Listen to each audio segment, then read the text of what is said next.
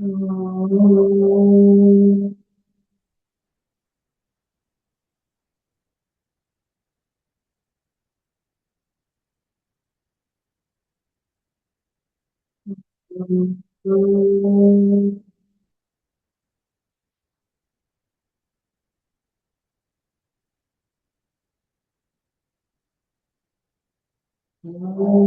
Shri Ganeshaya Namaha.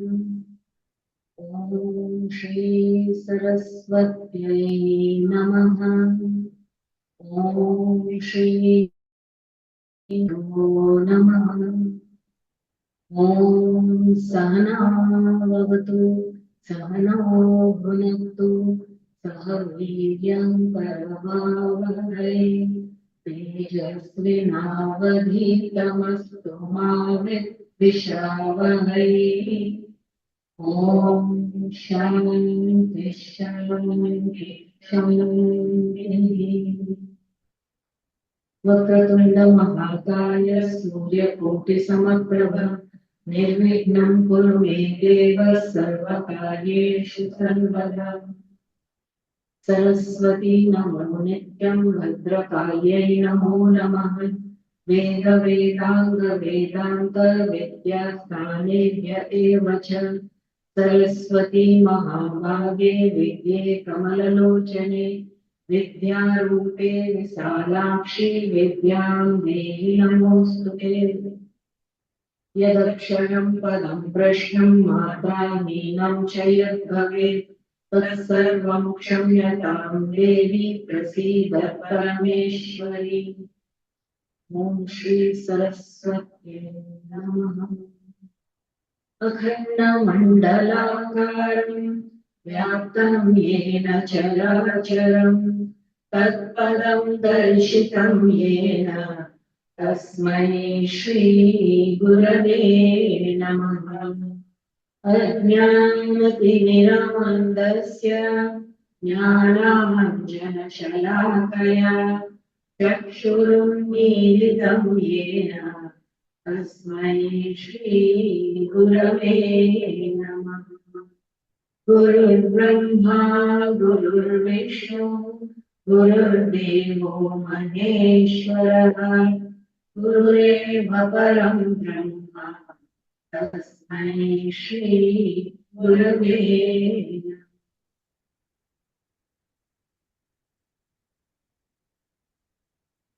Hari Om.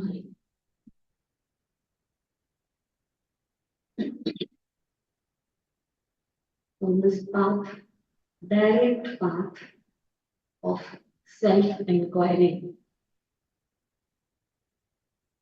as explained by Bhagavan Ramana Maharshi, he says, when we inquire into who am I, like in the inquiry of truth, instruction in Vedanta also is the same. We first, how do we introduce ourselves? What do we talk about ourselves? And then, because from the absolute standpoint, we want to know the truth and we want to know if there is something permanent. So how is this truth to be? It has to be unchanging. It has to always be there, first of all. It's not that it is available sometime and not available at other times. So it has to be independent. It cannot be dependent on any other factor. So is there something like that? So when we do this inquiry, Bhagavan says, the very I thought drops. Which is the I thought? The thought itself drops.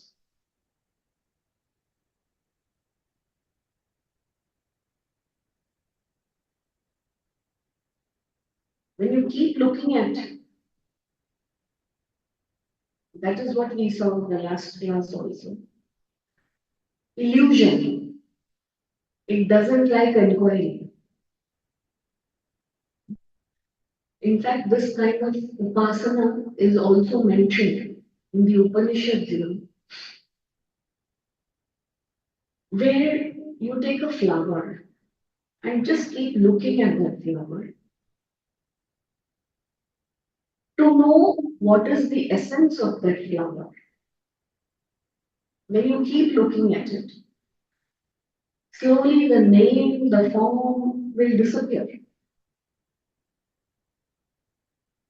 And what remains, as you keep gazing at it, you will realize that the very essence of flower, whatever that is, alone exists. And the more deeper you keep looking at it, you will realize that the one who is looking at it and what is there become one. There is no difference between the rose and me who is meditating upon it. There is one such sadhana, which is upasana, which is mentioned. How does that come about? We inquire into the self. From there, the thoughts arise. The thoughts arise. Thoughts, flow of thoughts is nothing the mind only. If you go deeper into where does it arise from? And it is always, can it illumine itself? It is not capable. How do we say that? Because in the deep sleep state, that is the example given. That is for everybody who goes through that experience. It is for everybody to see for themselves. In deep sleep state, there is no thought. And yet there is awareness that there was no thought. So Bhagavan here says, this I thought is what we think is reality, our whole waking state, and what we are obsessed with is our mind only all the time. We are totally engaged with our own mind. Even in the waking state, as though we think that so many people are around me and I belong to a community, I have to go to work, the office place is another world and all of that. But really speaking, even when we are talking to another person, what we are is truly engaging in our mind only. That is our obsession. If we hear somebody else, we don't wait to listen to what that other person is saying without a thought of our own coming up. And we are very keen on what our thought is coming up because of that.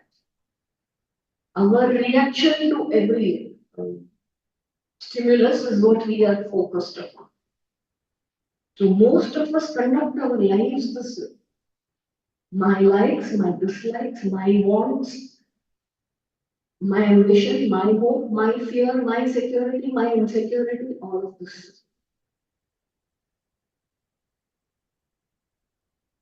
Which is what I'm dealing with, my thoughts. So it's all about me and mine, all the time. But if you analyze further, yes, this I thought when it drops, in fact, there is peace at that time. Until then, there is no peace. So this I thought, he says, upon inquiry, like that guest who arrives at the wedding and he thinks he can get away. But upon inquiry, the groom's party and the bride's party, they want to go and check who is he. He simply leaves, runs away, like a thief. Like that, this I thought false is what Bhagavan says. What is constantly saying I in each and every being is awareness.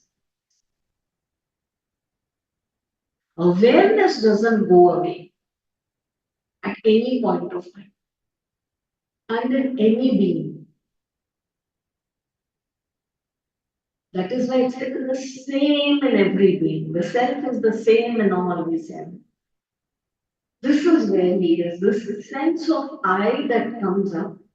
This I thought is attached to the body, mind, intellect. That is not the I that is permanent.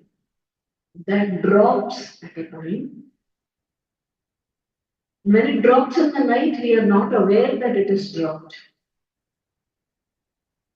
Therefore, ignorance is there. So, this ignorance of my true self is my problem.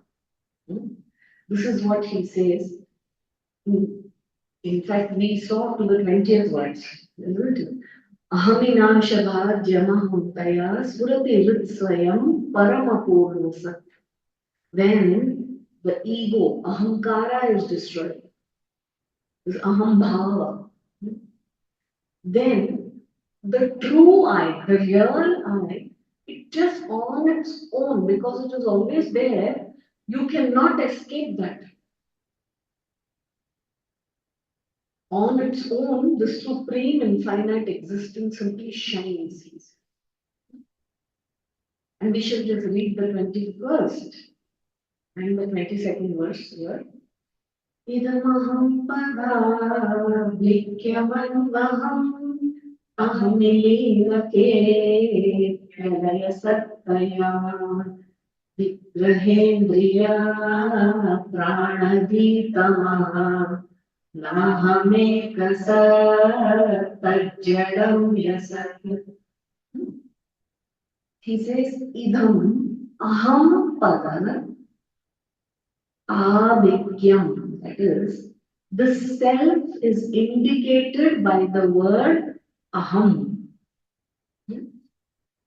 Following the merger of the individual I am referring to what? The body, my mind, everything. And then I realized this is arisen only in relationship with the body, with the mind. Right? And in the night, this is not there. This I thought is not there. What has happened to that I thought? It has simply been absorbed. Absorbed where? In awareness, in that consciousness, in that existence principle. Because it is there. It is not that it has gone away. Upon waking up, it comes back again. What has happened here? The true I, aham, that aham somehow has got identified with the body, with the things that it is not, and therefore this ahankara is born. So, not knowing who I am, this I is born. Assumption. So, when this and this ahankara can die every night, it is dying in deep sleep, it is going away. When this person sleeps, if he is a king, suppose a king and a beggar are made to sleep next to each other, if they are aware of it in that state where the ahankar is there and the mind is working, the king will not want to sleep with the beggar. Likewise, the beggar might say, I am in no position to sleep with the king, don't get me to do that. They may not want it. But suppose they are already sleeping, they have fallen asleep and you put both the beds together. They are not aware. They are what we say blissfully unaware. Because in that state where there is no ahankar, no bliss is known actually. It is very blissful. These two are sleeping. Now they don't realize where the body is, whom they are sleeping next to. How are they both sleeping? Blissfully. So this, which is missing here? That I thought which identifies I am king is missing. That I thought which is identified with I am beggar, the kind of body, the kind of social economic status, is all of that is missing. But yet, are they dead? They are not dead. There is this existence principle which is saying that all this was not available and they are nicely sleeping. They've gone to sleep. This consciousness existence principle is there in both of them. This is the true I. When they wake up, it will be again the thought will come and they will refer to the body only and say, I slept here. Last night I was sleeping here. I don't know when I was brought next to this beggar and I was put here. Who put me here? All of that will begin. Like this, he says, but that awareness has never died. Awareness that there is an absence of thought is deep sleep, actually, isn't it? When we wake up and we say, ah, I slept so well. Why did you sleep? There was no thought at all. I was dead. I didn't know anything. So, experience of not knowing anything has been there. Absence of world has been there. Who is giving this knowledge? You say, my mind was not there. But who is aware of this? That the mind was not there. That awareness is all the time there and it's never not there. You never find a spot where it was not. So you can calculate, you say, no, I went to sleep at 12. Oh, it is 2 o'clock now. 2 hours I didn't know. After that, your calculation is started. So for that 2 hours when the mind was not there, who was there telling you that there was no mind? There is this awareness. This is the awareness that is there. He says, this is indestructible. It is aham leenake api, even when the aham that I thought dies, this sat remains. It cannot go on. And now, here, one is also taking us one step ahead. Now, aham vritti is there. I think myself to be this body. But how do I say that I am not this body? Because I have seen when I was young, when I was 5 years old, this body was different. And it has changed over so many years. All the cells have been replaced and it has changed. It doesn't look like the way it was when it was 5. The body has changed. Yet, the one who says I has remained. When the body was 5 years old, the I was just as it. And now, after the body became 10 years old and then 20 years old, and it kept changing all the time, the I has not changed. The I recognizes the changes in the body.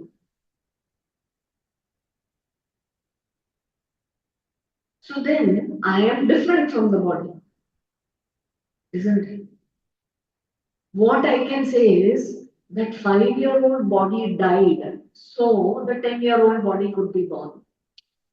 We are not aware that death of certain cells are happening continuously and cells are getting renewed. Every 7 years they say, isn't it, that all the bodily cells are changed, which means death has happened. Those cells within my body are not the same. But I am remaining there saying, this is me, this is who I am, this is who I am, that I remain. That has not died. Likewise, with the mind. What all I knew when I was a 10-year-old versus what all I knew when I was 20-year-old. And then when I became 30-year-old, how I changed my ideas, how situations around me changed the way I look at things. What gave me happiness when I was a 5-year-old is not giving me happiness now. Certain other things are giving me, which means my mind has also not remained constant.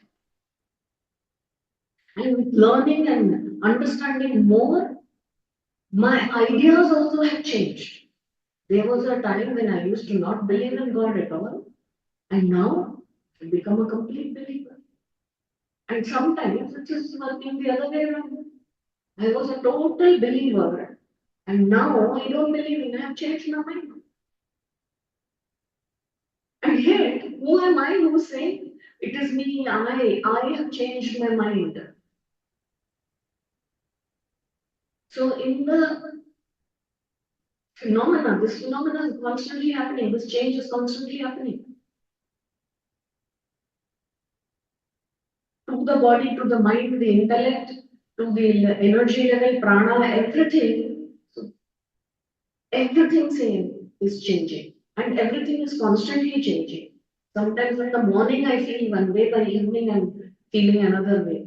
I'm happy in the morning and very sad in the evening. Can all this happen in one month? It can happen, right?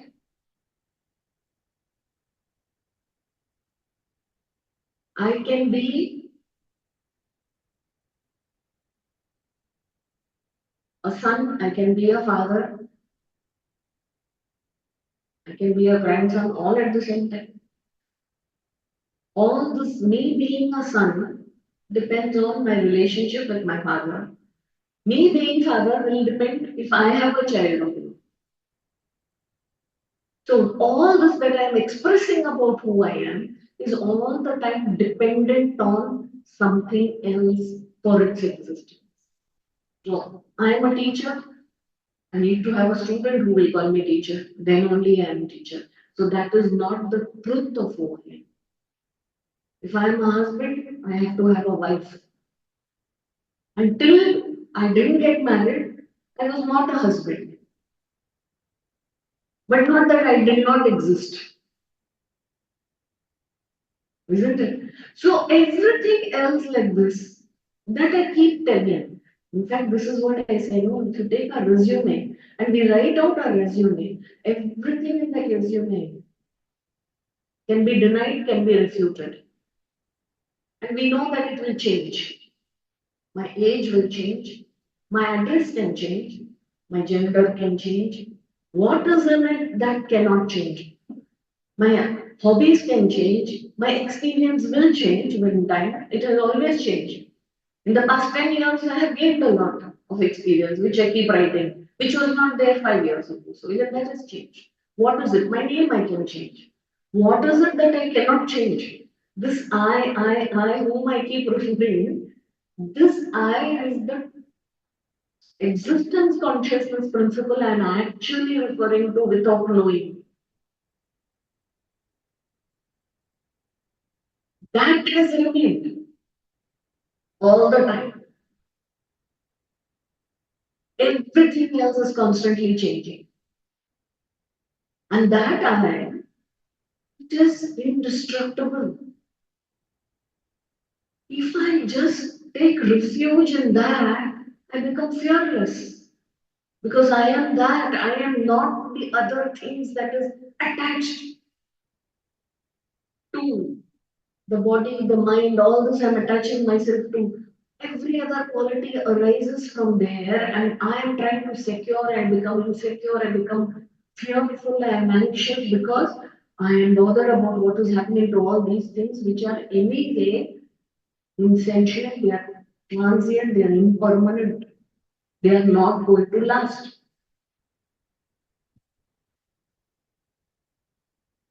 So, here, this is what Bhagavan is saying. Then the intellect also says, I have no knowledge I have of medicine, I'm a doctor, I'm lawyer. It is all the time. It is not only that, I have many more things than that. And that can be taken away from me also. And I may stop practicing that. Because of that, I don't stop existing. What is it that is permanent is this.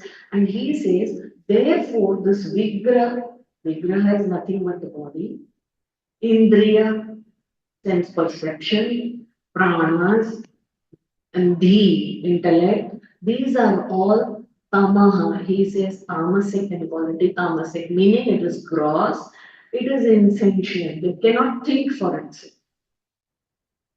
The body is nothing but made up of the five elements, grossly five elements. That everything in this world is created and it cannot think for itself. It can act, but it requires an agency which will control it, isn't it? Only when that agency has left the body, it will just be, when do we say that? When that Shiva has left the body, there is only Shiva left. The body cannot walk itself to the graveyard, to the cemetery. It has to be carried by four other people because this has left the body. So this was never, and in fact, see, even when we talk of death, no, we don't continue talking to that person whom we say is dead, right? No, this person has passed away, we say, no longer available. Whom are we referring to?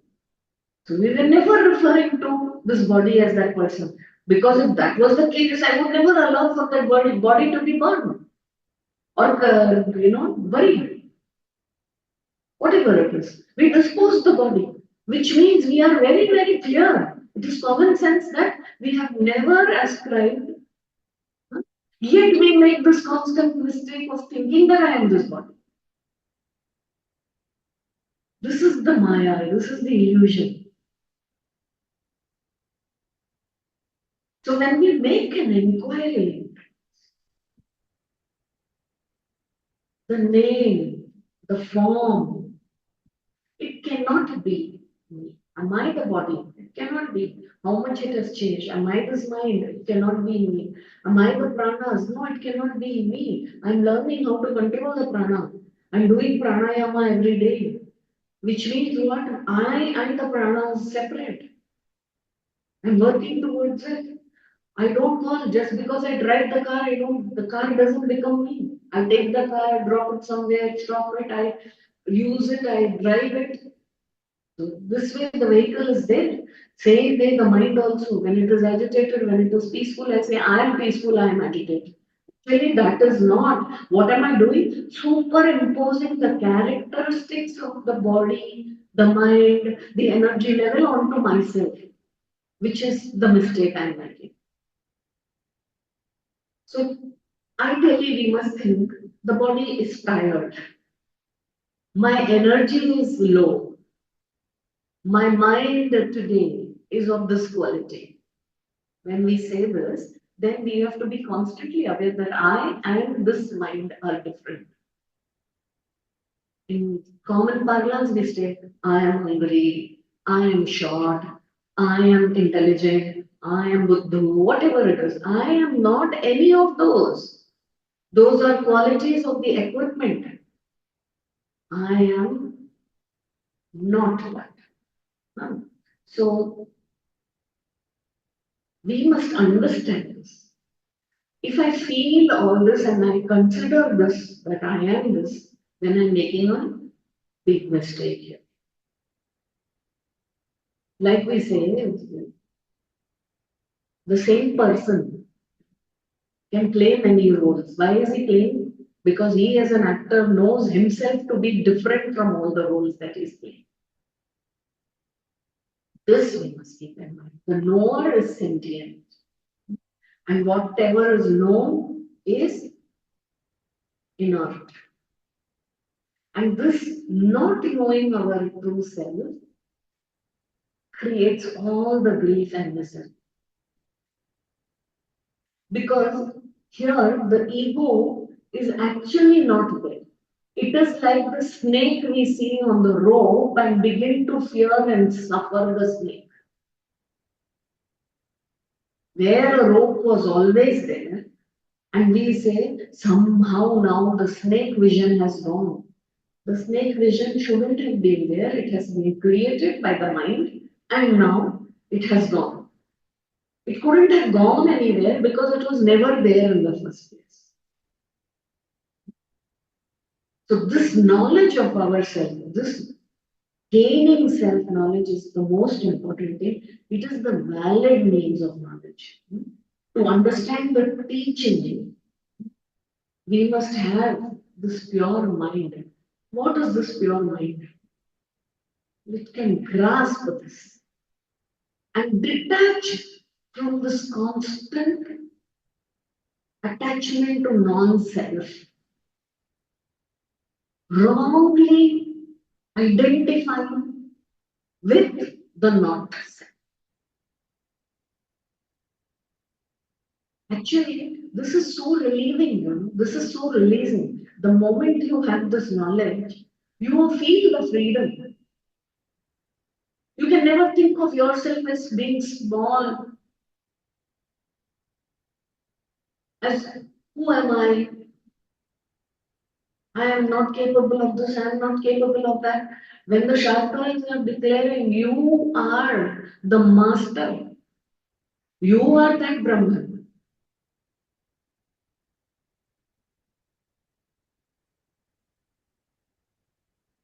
You know, this I, suppose now that elections and all that is coming, I am a normal, I will say I am a very ordinary citizen.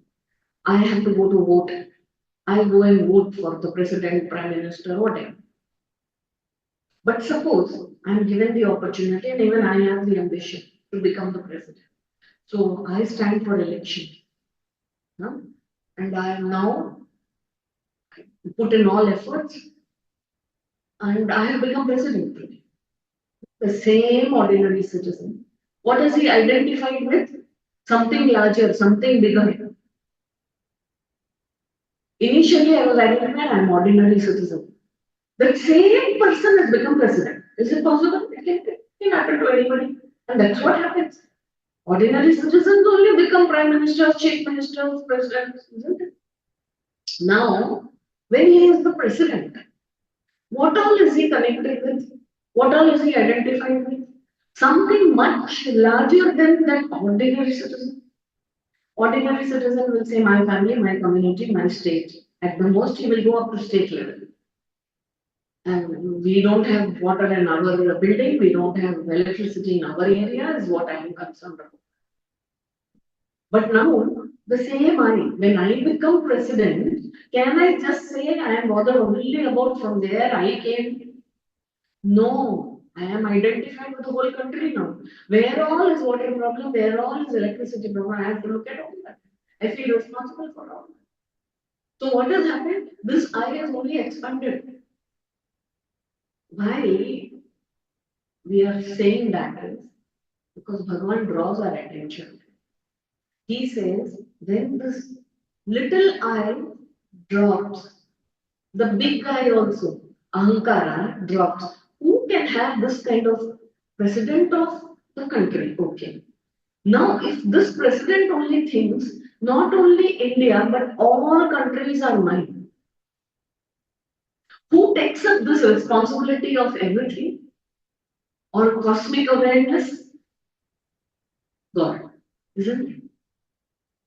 This is our thing. Huh? God is responsible for everything. He has created this universe.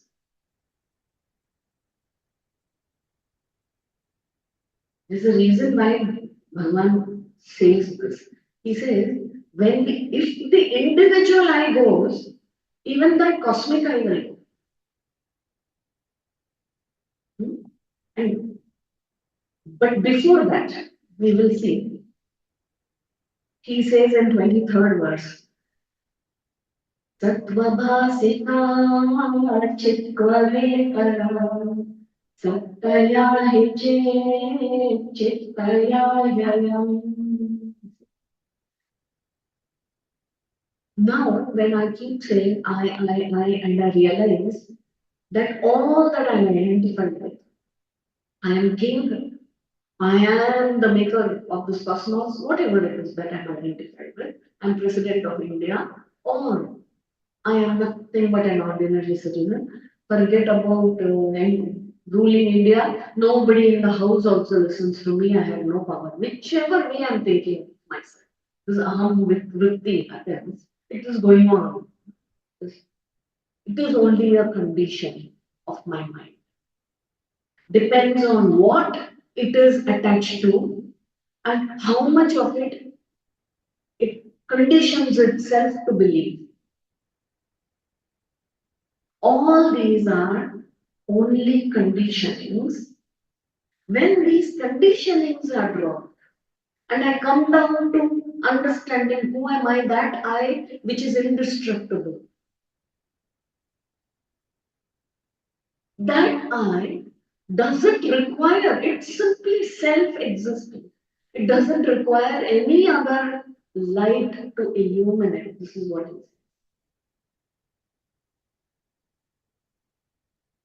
Meaning, when we say, how I am identified with the body, mind, huh? We say, I understand that. How come we understand that? Because there is a greater light that is thrown upon this conditioning. And this ahankara, ego vritti, my attachment I am able to see, which means this ego cannot shine on its own. When there is a light that is coming, this light of consciousness illumines this ego. This ego cannot rest on its own. We are all able to understand how I am attached and how the ego is coming up, which means what is it? It is illumined by consciousness, awareness. But that awareness itself, it is simply there. It is simply there. I don't need any other light for it to be, when I say, become aware. I'm aware.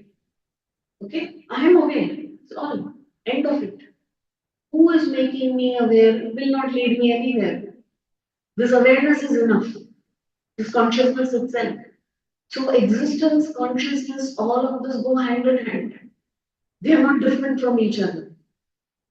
I exist and I know I exist. Both are going together. And I cannot say that I am conscious but I am non-existent. It doesn't make any sense. Isn't it? So I know the moment I am, I know I am. Both go together. We are not separate. Though we call it like as though consciousness and existence, but they are not separate. One and the same time, isness is conscious, awareness is there. So this awareness doesn't require any other light. Like when the sun is out, do we need any other light to say that the sun is out? In fact, it is in the light of the sun that we know many other things. Like that, it is in the light of consciousness, this awareness, that we recognize the ego, or the ego, even the mind exists. The mind cannot illumine consciousness. This is very, very important. Because existence is consciousness and consciousness is the self. And this is the self. Satchit Swarupa. And this is the common thing everywhere. In every human being, in every animal too. This is the way we say, because Bhagavan says, this is only God. It is not different from that. Like when we talk of water and when we talk of ocean, wave and ocean. We talk of wave, something comes to our mind.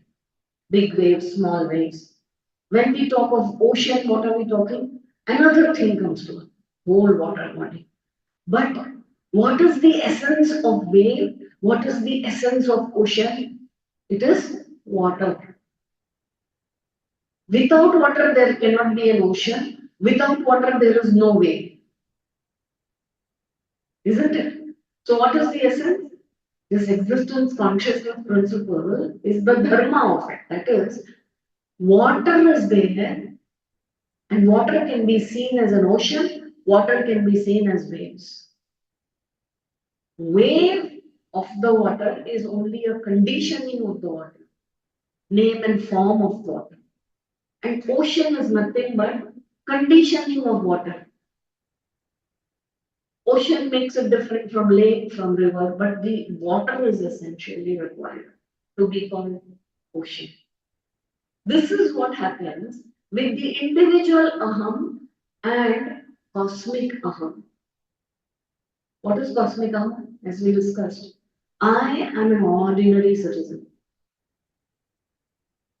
versus all the egos put together, cosmic aham. I can't be God. Why can't I be God? Because God is capable of doing many more things I am not capable of doing. But when I'm talking about that, what am I talking? Just the same difference I'm trying to do as a wave and an ocean. Equipment, conditioning, the name and form, um, in terms of knowledge, in terms of strength, in terms of power, in terms of knowing, all this may vary. But what is the truth behind? What does that mean? We have to seek the water in the wave. We have to seek the water in the ocean. Like that. Existence consciousness is what is the ultimate truth. It is the self. That is what is called the self. What is real? What is the truth? Is this. And this existence consciousness is the same, be it for the cosmic being, God, or the individual being, human. This is the difference, he says. The same individual who becomes a president, now he cannot travel probably, he needs security, he will be taken out in a car, his duties are far more different. As a president, he has to be doing a lot, many different things than this ordinary, when he was an ordinary, he himself, when he was an ordinary individual. Maybe in the morning he would get up, have a cup of coffee and go for a walk. Now, as a president, he cannot do that because his duties call for something else. He is the same human being. He says, I am the same, but my functions have changed. My duties have changed. So, I don't have the privilege. He thinks, that going for a walk in the morning might be a privilege because I have to go to the airport to take the flight to reach some other country. I have some meetings to do. So you see, functions, everything has changed. But he who keeps saying me, I, that aham has not changed. Right? So this way, when you see the aham bhava, existence, consciousness, as we say, Sat, Chit, Ananda Swarupa, this Sat and Chit and Ananda are not different from each other. They are one and the same. And that is the essence of every name and form. Every name and form, be it a plant, animal, or human. The Veda, the difference is only in the conditioning, as we will see in the 24th verse. Isha jiva yor veshali vedam satsva bhavato vastu kevalam. From the standpoint of the gross and the subtle equipment, there is a difference between Ishvara and Jiva. But from the standpoint of their true nature, the supreme reality alone is Kevalam. So here, it's a very big statement he has made. Individual, when the individual I goes away, there is no cosmic I either. There is only existence that remains. You are able to see that everything else is just a manifestation, an appearance of that same. When you see that water is essentially who you are, then you are the ocean. Now, will you be worried about the waves rising and falling? You say, I am rising, I am falling. And one wave is not threatened by the other wave because I am water, isn't it? So there is a question of being individual self or cosmic self. That idea also simply vanishes.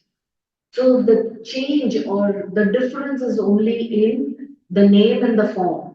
When we say this is an ocean, this is a lake, this is a river, these are all names given to the various kinds, the way the water is flowing or is available for our perception. So the name and form changes. But in essence, it is water alone. So from the standpoint of truth, water is the truth of all. Everything else may change. Name and form keeps changing all the time. Here, when Sri Rama asked Anjaneya, what is the relationship between you and me? When they had this conversation. Because Sri Rama felt that I am indebted to Hanumana for all the help. If it was not for him, where would I have been? He acknowledges, he is in gratitude to Hanuman. He feels such oneness with Hanuman. And he says, what is our relationship?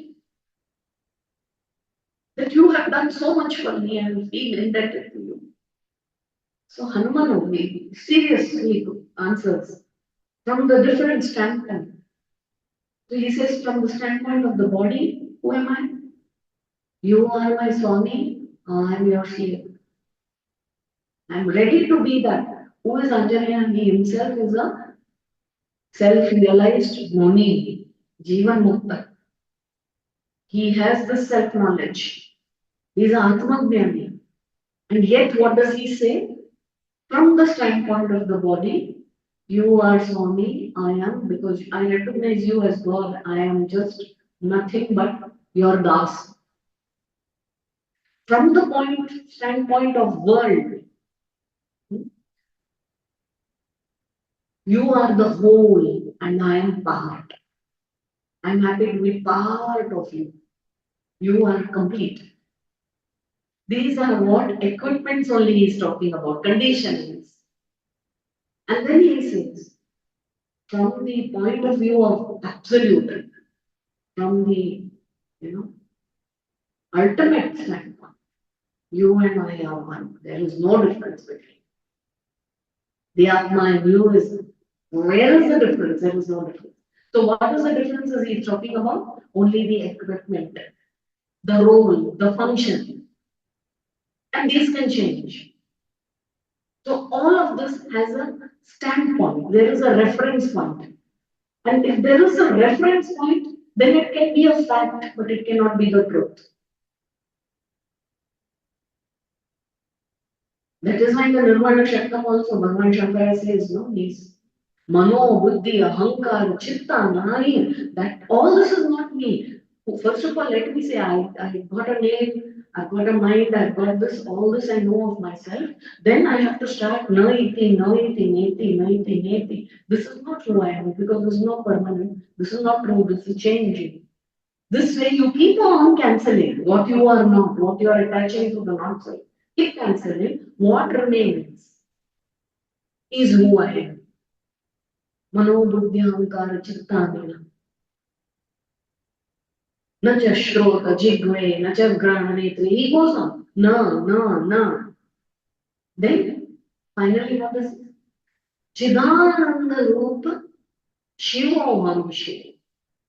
What am I? I come to that point which is indestructible. And how is it? Chit Ananda Rupa. And it is auspicious. It is life itself. It is existence itself. Indestructible. That is who I am.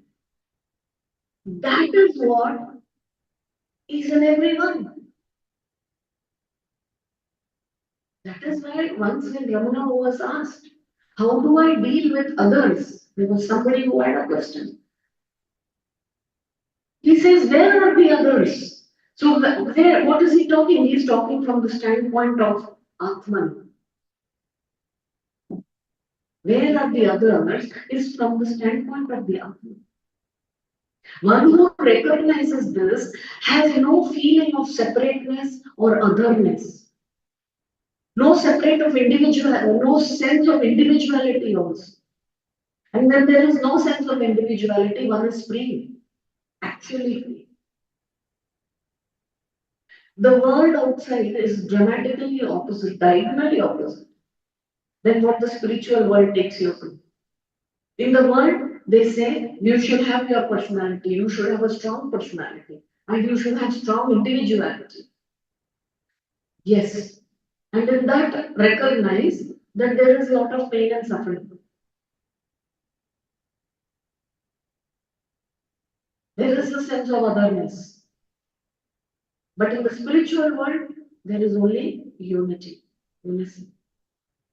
There is no breakup. It is complete, it is whole. That is what will seek. So he says, as he says, Isha Jiva, don't even think that there is a difference here between God and I. That's where he comes in.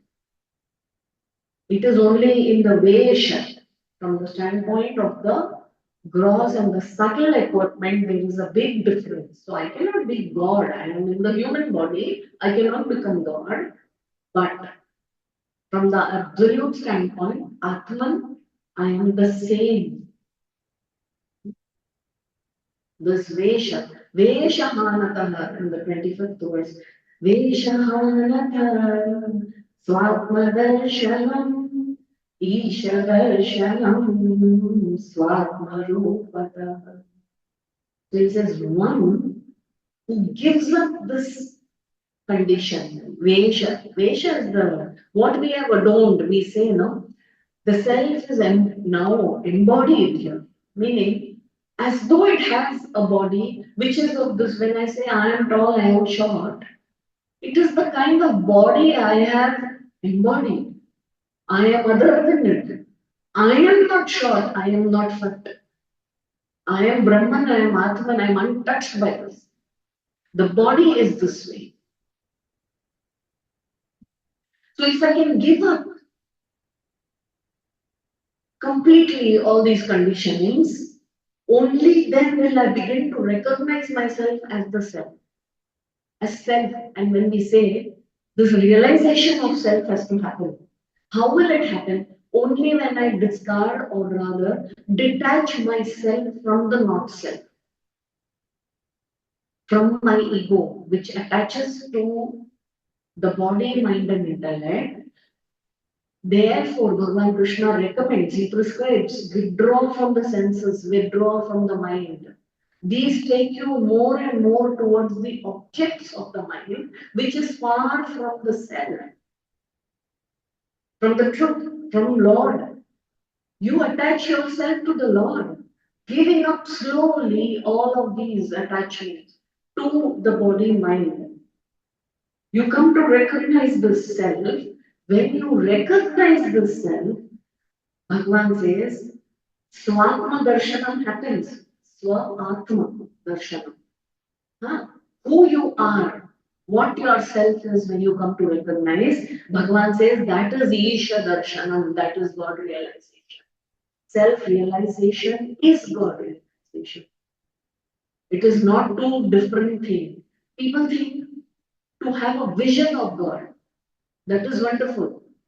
To have darshan of God, because we are, though we speak of non-duality, this is theistic in nature when we speak of Advaita Vedanta, because there is this, we are in the body, we cannot deny, this is not denied. The experience is there, right? We spoke of it last time when we spoke of Maya, illusion. Experience is there, but in reality it is not there. Right? So this experience of individual self, if it is there, the experience of cosmic self is also there. To have darshan of the Lord is wonderful, but as Bhagavan says, one should come to recognize the essential nature of God and the self. Come to recognize this. When somebody went to Bhagavan Ramana and said, I have constant conversation with Krishna. I can see I have Krishna's vision. He talks to me. Bhagavan says, you are so subtle. The mind has become very pure. It is beautiful. But go still further. Who is illumining this vision of Krishna and yourself? Who is illumining that? Don't stop with just this awareness of vision of Bhagavan. Because that vision also goes. And then it comes again. Right? But who is illumining this? He says, check that. Once you come to know that, everything merges in that itself. And he says that is God realization. So here he establishes that Atman and divine, Isha, Bhagavan are not different. They are the same. So God realization is self. So such a person who is totally aware of the self and is abiding in the self, who is a self-realized person, he is living, like they call it, love intoxicated or God intoxicated. Because this state of the self and remaining as the self frees you from every bondage. That bondage which grew in the ego, in the mind, that bondage is now you are free of that. When you become free, only you realize that how it was not there in the first place, but you thought it to be there. It was only a thinking. Therefore, Vedanta also is a right thinking. Vedanta Vichara is about right thinking. You have to be vigilant and watch how, where it begins all the conflict. Once you are clear that you are not that, if you are illuminating that conflict, how can you be the conflict? If you are illuminating that unhappy thought that you are having, that unhappy thought is dependent upon you for its own existence. You have the power, you are the one who is illuminating such. So who has more control? Does the mind have more control or you have control? You are the one who's illuminating that. That thought, whether it is happy thought or sad thought, cannot exist without you. It is not, it is totally dependent on you. It is controlled by you. Because you are before it and you are after it also. You are with it.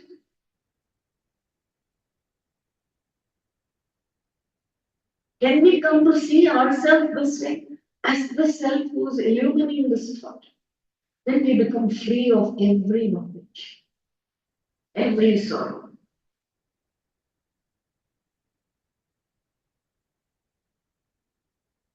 All the saints speak of this one experience. When they come to recognize, they see. The way they bring us to that recognition might be different. The paths may be different.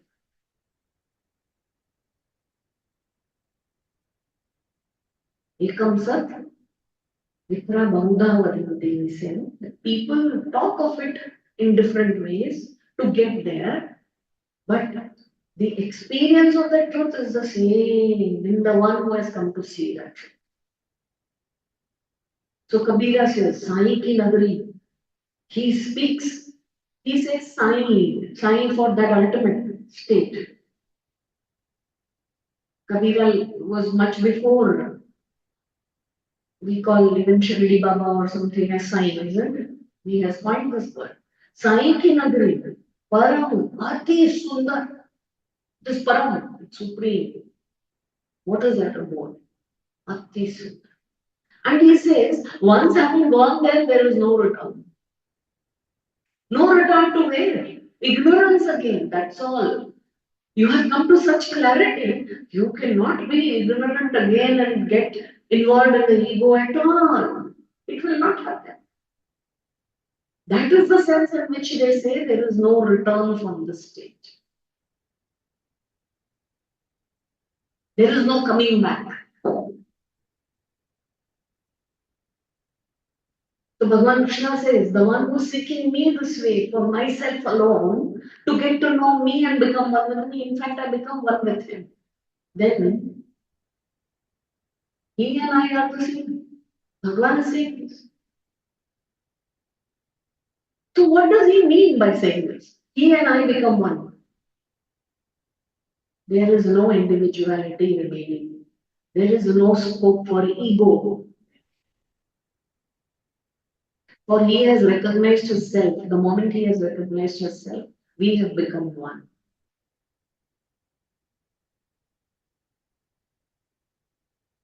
That is why saints, when we ask them, like who are you after all? How will I come to know? When can I meet you? You can meet me in silence. You come to recognize yourself, that's where we meet. Until you have not recognized yourself, you cannot meet him either.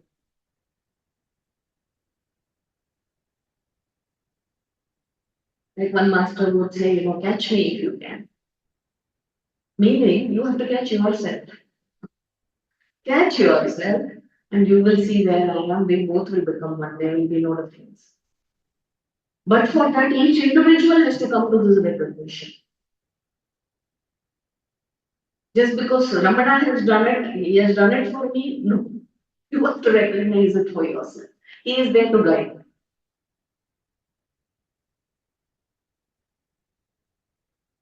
That effort we have to put. We can't escape that. No, like Gurudev Chinmanji would say, no piggyback riding. I can show you, and any guru for that matter will do that. He will. We say, no, I have to take the horse. You can only take the horse till the water. You can't make him drink. So the guru will take you there, he will take the horse there, and he will wait with you until you become thirsty enough to start drinking. So that patience is also required for that gathering, for everything from the mind to go, because this mind has how much attachment is there. At the periphery, we understand there is no attachment, but it is built up. The ego is built up of so many janmas of attachment. It is not very easy to go. Only constant awareness and vigilance and practice will help dissolve this.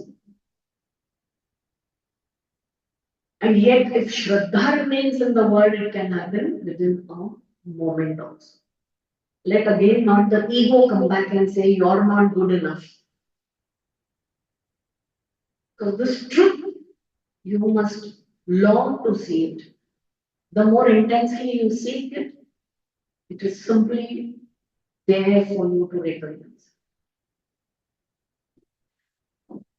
Because as Bhagavan says, this is the only thing that needs to be done actually.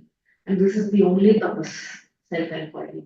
Other than that, there is nothing to be done in this lifetime because everything is going to go on as per program already done. Prarabdha has brought us into this body and into the situation. We, with not knowing, we are taking part, engaging in things that are anyway going to happen, not knowing what we need to do. So we will see how this knowledge is what we need to seek, and this knowledge is what we have to do in this lifetime. पूर्णमदः पूर्णमिदं पूर्णात् पूर्णमुदच्यते पूर्णस्य पूर्णमादाय पूर्णमेवावशिष्यते ॐ शान्ति शान्ति शान्तिः